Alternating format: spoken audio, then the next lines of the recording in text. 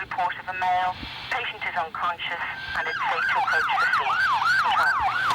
Roger, thanks, received. Paramedic Jason Sefton is en route to a 22-year-old male who has fallen down the stairs. It's actually really potentially serious. Falling downstairs, top to bottom especially. Driving a rapid response vehicle, he gets there before an ambulance. Seconds save lives. Feel the back of his head here, mate. He's back where he's banged it. Look, he's fell down these stairs here. Kenneth. Ken? Kenneth! Right, don't, there's too much going on, lad. Don't just leave him alone. Kenneth, come on, mate. When he's gone down, lad, has he gone? I've been dragging him down the stairs, right? Yeah. Trying to keep hold of him as much as I could. Ken, look at me, lad. But I landed on my hands and he's landed on the back of his head. Ken? Used to seeing things like this. You hear me, mate? Hey, I'm a paramedic. Yeah. You hear me? Don't get up a sec, lad. Do you know what's happened to you today? Hey? Ken had been out all day with friends and was on his way to his girlfriend's house when he stumbled.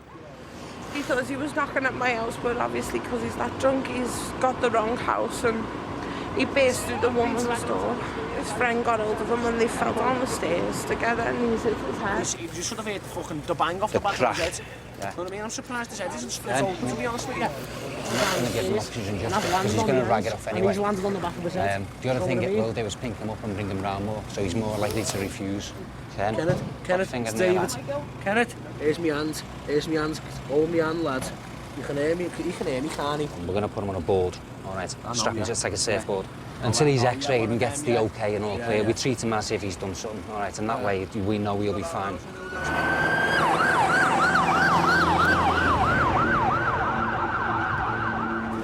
Don't get up, mate. Just relax, mate. The worst thing you can do, mate, is resist us. Kenneth, you need to go to the hospital, lads.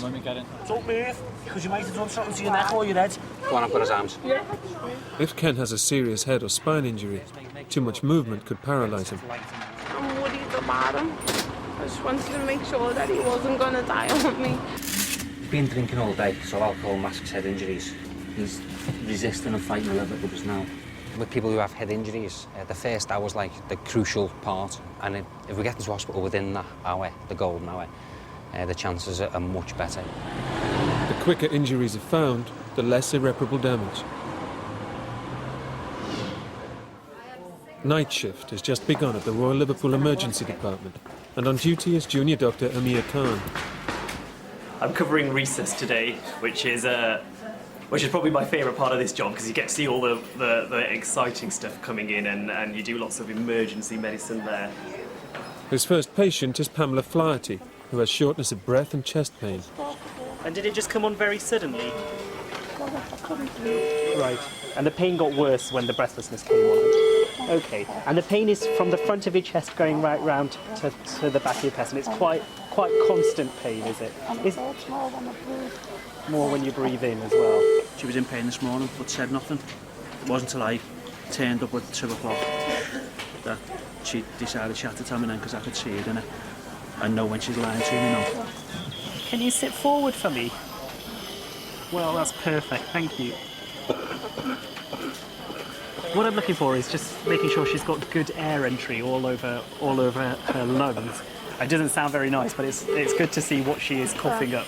And it's a nice white colour rather than a green colour. I'll put a drip in her arm. Okay, I'm just going to get some blood off there as well. Well done. You're doing really well. It's a little bit early to tell what it could be at the moment. We'll wait for these blood test results. We'll get a chest x-ray, and once we have all those back, we'll have a better idea of what it is.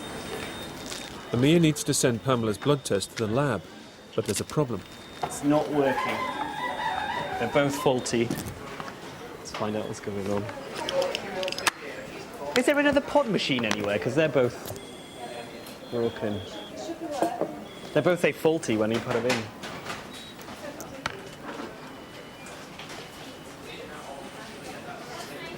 It's the touch. It is a touch. It's the touch. There you go. Go in, thank you. Obviously, I don't have the touch.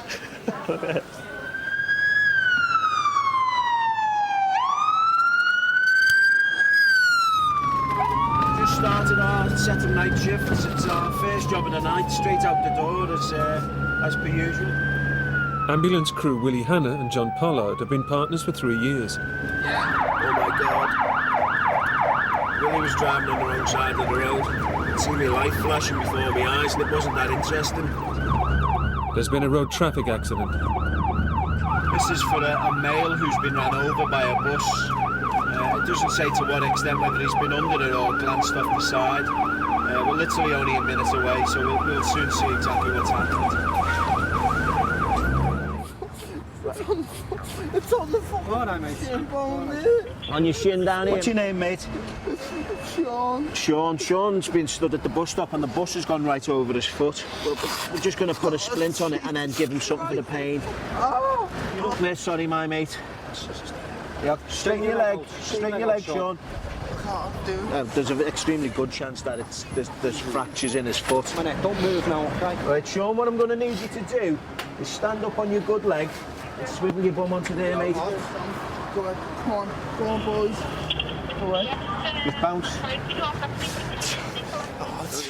Sean was heading home after a night out with friends. Swing your bum over that way. Get yourself in the middle. Sean, this is the pain relief, all right? Just give us your arm. So, had you got off the bus, or we're getting on it, or...? No, knock me off the bus. Aye. It was just I hit the floor and I knocked myself senseless about it. I'm okay, mate. I'm just a bit mild about it, okay? All right, lad. That'll start working in a minute or two, mate. It won't take the pain totally away, but it'll make it bearable, my mate, okay? All I'm going to do is give... Start crying because I mean, you know what I mean? You're allowed, fella. Hey, honestly, you're allowed. I'm full of just killing. What we'll do is we'll get you up the Royal, fella, yeah? And then we'll get it x-rayed, see what's going on. So if there's any breaks or anything like that, they'll put it in a plaster for you. You're not going to be playing footy this weekend, lad? Or dancing? I don't do dancing. Pamela's chest x-ray needs careful interpretation. Whether she's got a broken rib as well. I'll just get one of the seniors to look at it as well. Alan, can I show you these x-rays, please? It's Amir gets a second opinion from Registrar Alan Owens. sudden onset chest pain. She's got lung mets. There is a pneumothorax. Oh yeah, there is. All the way here. You'd probably be able to aspirate some air out of it. I haven't done that before, Alan. I'll go through it with you. Yeah. Fantastic. Hi, Pamela. I've just been having a look at your x-rays. What it shows is, on this side here, you've got something called a pneumothorax, which is excess of air in between the linings of the lungs. And all we need to do is pop a small needle into your chest and draw off the air. All right. It's the first time I've aspirated a pneumothorax before, but which is quite exciting. And Alan's going to be there, the registrar, who's done loads of them before, and he'll be talking me through it, so I know I'm in safe hands, and so is the patient. It's not like I'm completely new to it. We have done it on models in medical school, and I've seen it done before, so it's not like I'm not a complete pneumothorax virgin, should we say. All right, let's do it. 13 minutes. Okay, here we go. That's it. You give my hand a big squeeze. It's all right, don't worry. And we're drawing the air out through the syringe, and then the tap gets turned, and we push the air out into the open air.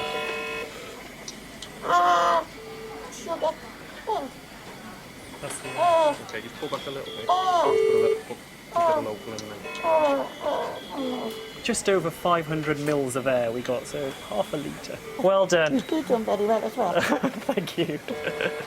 You're very brave. All right. I'm feeling a lot better now than when I first came in there. I can breathe a bit better. Feel good?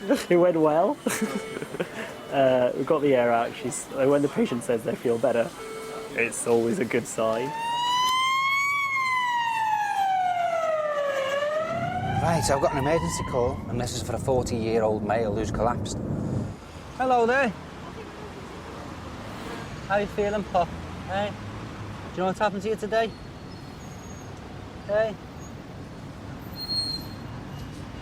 Known EP. He's known epileptic. He's got a medical alert on. It's a bracelet which lets us know about any illnesses he has. What I'm going to do with you, Pop, put this on, all right? No one knows how long the gent's been lying in the street. His SAT's a 96, which is good. Heart rate 98. Slightly fast, but I mean, he's still in recovery state. Hello there. Just relax for us, Pop. Nice, easy breaths for us. How you feeling, Pop? Hey? You feeling all right now? And what's your name? Anthony. Anthony, you are Anthony. Anthony, can you open your eyes for me now? Hey? I don't know where I am. You don't know where you are? Your head. Can we sit you up? That's it. Anthony's coming round from his fit. Jason takes a closer look at his face. How's that? Let's have a look. Oh, that's a big eye you've got there, isn't it? Let's see. Can you open your eye for me, your other one? Look at me. You're just going to have a bit of a black eye in the morning, it looks like. Yeah. Are you going to come to hospital with us today? I mean, your eye certainly needs clean up and have a look at. It certainly does. Absolutely. Jason needs to keep Anthony warm until the ambulance arrives. Anthony, strap it up, hey? Not the best we're going to get you, innit? Snug as a bug, hey? In a rug.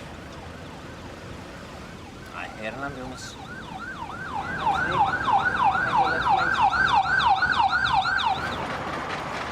Thank you very, very much.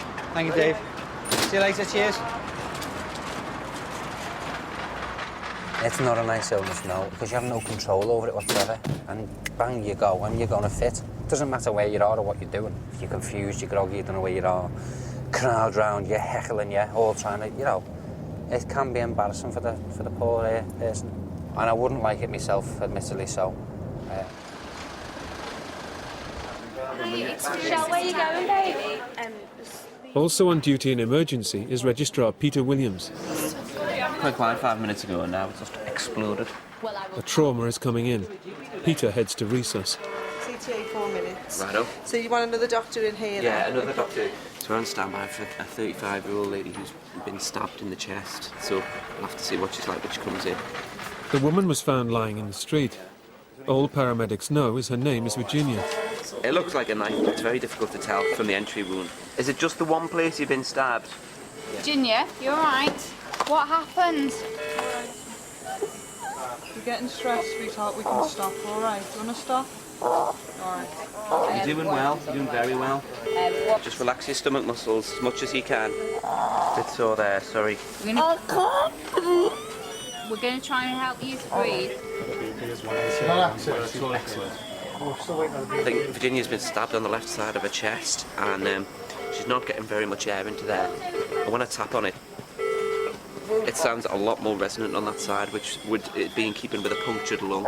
Once air starts leaking in, it makes things difficult to breathe. Air gets in and it can't get out, and that's a very immediately life-threatening. Okay, you're in the Royal A&E department. Sit you up so we can get an X-ray of your chest. Okay. There's some air that's escaped into her lungs, so the stab wound's definitely punctured her lungs. So I'm going to need to put a chest drain in, which is a tube that goes in between the ribs into the lung cavity, and will help bring out all that air and all the blood that's in there as well. So I'm going to get that done now. Hello, can you hear me? Open your eyes. Good lad. The streets of Liverpool are keeping John and Willie busy. You're all right, They're mate? responding to a man who's fallen into the road.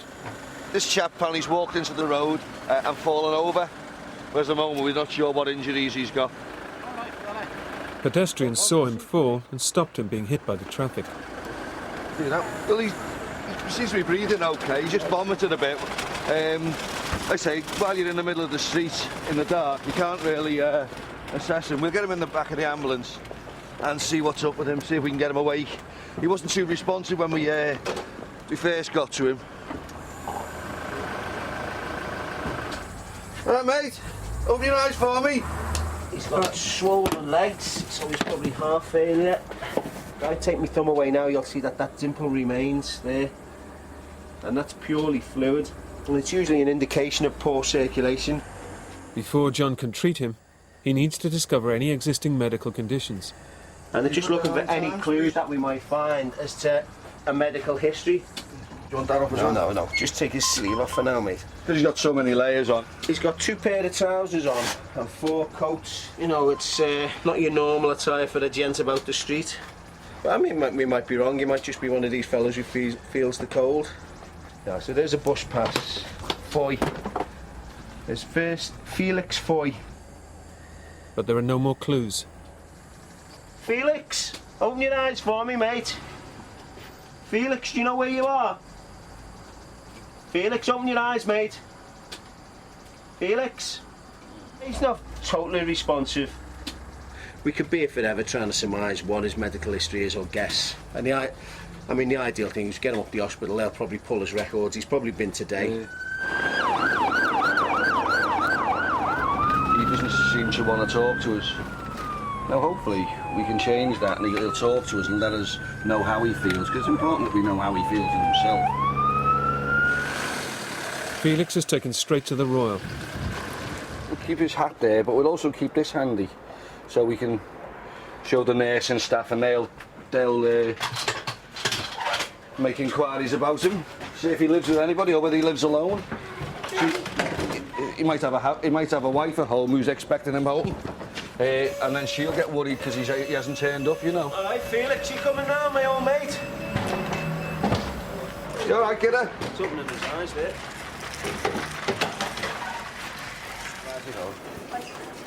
In Majors, Felix seems a little more responsive. Felix, can you open your eyes for me? Hello. My name's Jane, I'm one of the nurses. Can you open your eyes again? Just a mystery, I haven't got a clue what's wrong with him. So we'll get off and do another one now. One more for the end. If Felix has any medical records, staff will be able to solve the mystery. But in Resus, no family has been found for Virginia, who is still critical. Virginia? Virginia? Can you hear me? Can you squeeze my fingers? I need to do something called a chest drain, which is where we put a tube into your chest. It's going to be a little bit painful, but it's very, very important that we do it. His blood pressure's not very good, and it would carry on getting worse, and then a heart would stop. I think obviously she would die.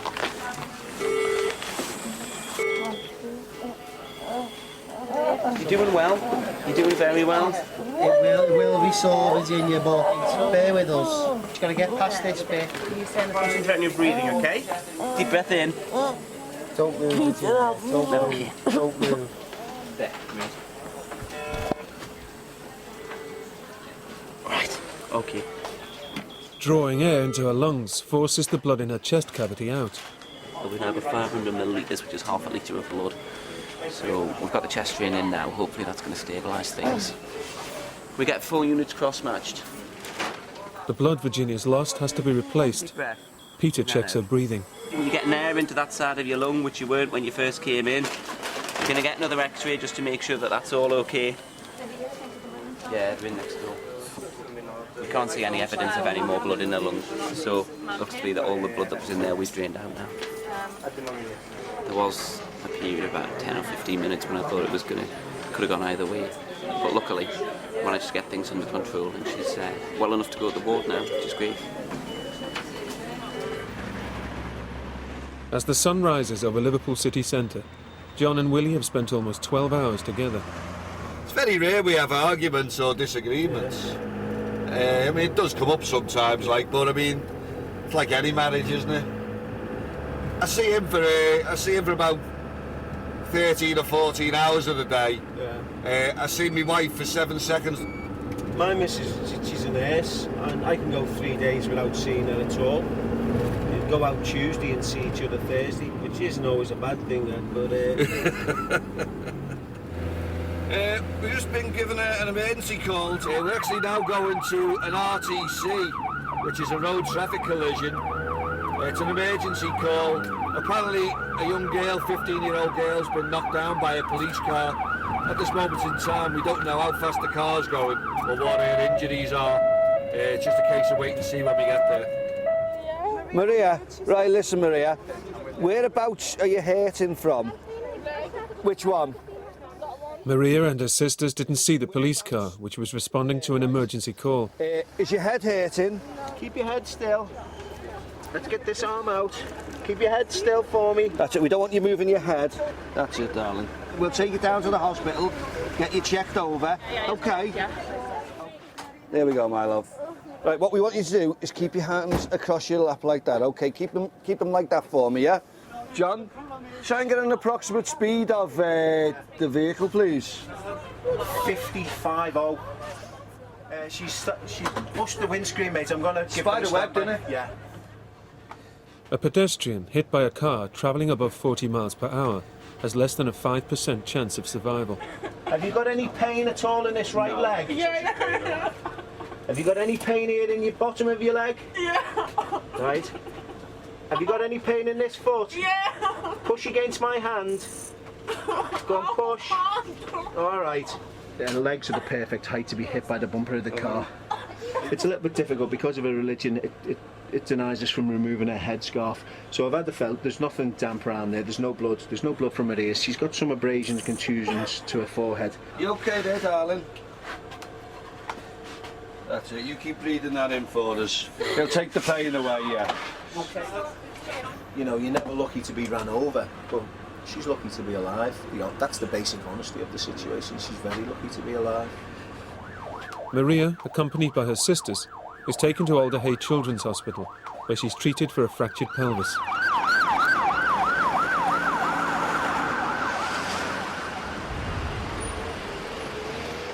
The new day brings in new patients. Peter's next patient is metalworker Martin McCormack. This is Martin, and a splinter of steel has come off and gone through his finger. So what we need to do is get an X-ray of his hand to see if that's gone through the bone. When it happened, like, I just felt, you know, like it rubbing, but as I thought, it just hit the bone. And then when I tried to take my glove off, couldn't at first, and then when I took my glove off and I seen it coming out the other side, it was different, wasn't it? The wire goes in and around the bone, as opposed to through the bone, which is great. So what I'm going to do is try to pull it out, and then I'll get another X-ray once it's out, just to make sure we've got it all out and that the bone's not been damaged. Obviously, the metal kind of goes around a bit of a bend, so we're going to have to put it out reasonably smoothly, just to make sure that it doesn't snap or anything like that. Just put your finger through there for me. Well, if it doesn't come out, it'll come out. If it doesn't come out, then don't pick your nose with that finger. How does that feel? Sore? You might still feel a little bit painful. Start feeling sore, then just tell me. There we go. The offending item. That actually looks fine. The bone doesn't look like it's been damaged at all. There's no pieces of metal left in the wound, so we'll be fine to just put a dressing on his finger and let him go home. Okay, I'm just coming to the end of my shift now, but I'm just knackered, so I'm pleased to be finishing. And then I'm going to Anfield to watch Liverpool versus Benfica. So I'm not holding out a tremendous amount of hope, but hopefully we'll be able to. Hopefully we'll win, but we'll see. We've got a third-party call who's saying that their relative is vomiting blood, so much so that, I mean, their life's in danger. Hey, where's it coming from? Nose. Your nose it's coming from. Come and sit down. Come on. No, about there. And when did it start? It won't stop. Right. Stop. Remove your glasses for us. Yeah. Okay. First thing you do. Yeah. Tip your back, and it's there. Hey, yeah, no. Pinch there. I know that, yeah. Just keep pinching there, don't do anything else at all. He has a nosebleed. Your nose, you can bleed quite severely. It's just stopping it. You just want that if we get a good way. Richard takes drugs for a heart condition, which stop his blood clotting. Right then. Well, we're going to have to nip you down to the hospital, aren't we? Get this stopped. Jesus Christ. You're going to have to, really. Take me, will he? Well, not like that. No, I wouldn't let you in my taxi like that, no. No, even my blue light one. I mean, his obs are great. I mean, Sats are 99. I mean, this just gives us an estimate of how much and how long it's been going on for. As you can see, it's here, it's in the bathroom, it's quite a mess.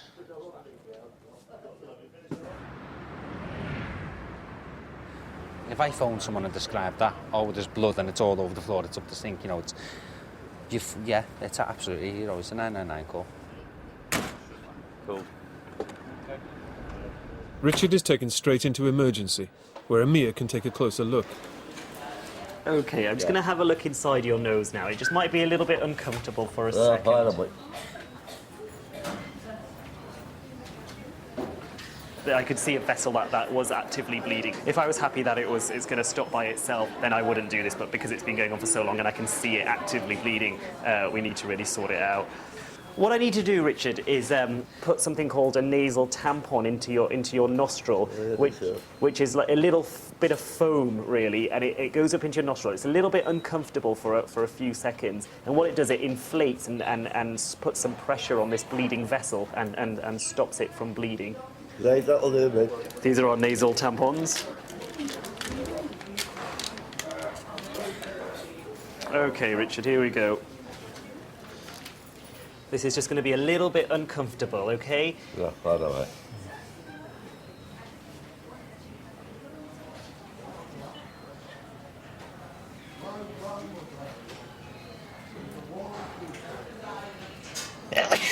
God, yeah.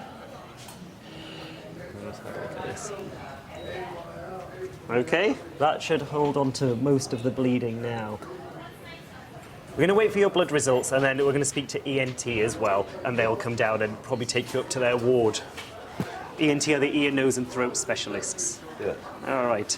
You can do what you like with me. Provide you getting your glass of water. We will get you a glass of water.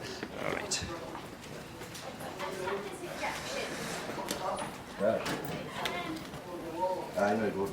There you go. Okay, just take it small sips. Small sips.